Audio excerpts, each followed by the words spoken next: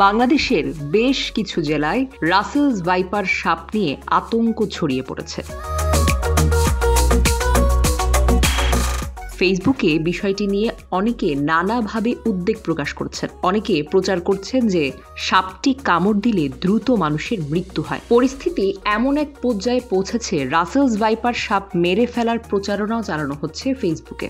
এমন অবস্থায় ফরিদপুরের একজন রাজনীতিবিদ প্রকাশ্যে ঘোষণা দিয়েছেন যে রাসেলস ভাইপার সাপ মারতে পারলে প্রতিটির জন্য 50,000 টাকা পুরস্কার দেওয়া হবে। অনেকে বলছেন রাসেলস ভাইপার খুব দ্রুত বংশ বিস্তার করে, ফলে সহসা বাংলাদেশের গ্রামাঞ্চলে এই সাপের আধিক্য মানুষের জন্য হুমকি তৈরি করবে।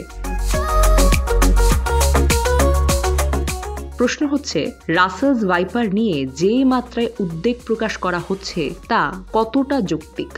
সাপ গবেষক ও বিশেষজ্ঞরা বলেছেন এই প্রজাতির সাপ কামড়ালেও তারও চিকিৎসা আছে এবং সময় মতো চিকিৎসা নিতে পারলে মৃত্যু ঝুঁকি কমে আসবে।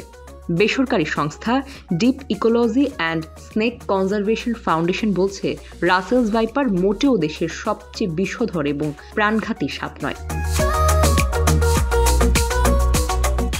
বরং দেশে প্রতি বছর সাপের কামড়ে যত লোক মারা যায় তার অর্ধেকই মারা যায় পাতিকেউটে সাপের কামড়ে। তবে সময় মতো চিকিৎসা না নিলে রাসেল ভাইপারের কামড়েও মৃত্যু হতে পারে। আর স্বাস্থ্যমন্ত্রী সামন্ত লাল সেন বিবিসি বাংলাকে বলেছেন, দেশে পর্যাপ্ত পরিমাণ বিষ প্রতিষেধক বা অ্যান্টিভেনম আছে এবং সব জায়গায় হাসপাতালগুলোতে অ্যান্টিভেনম রাখার নির্দেশও দিয়েছেন তিনি।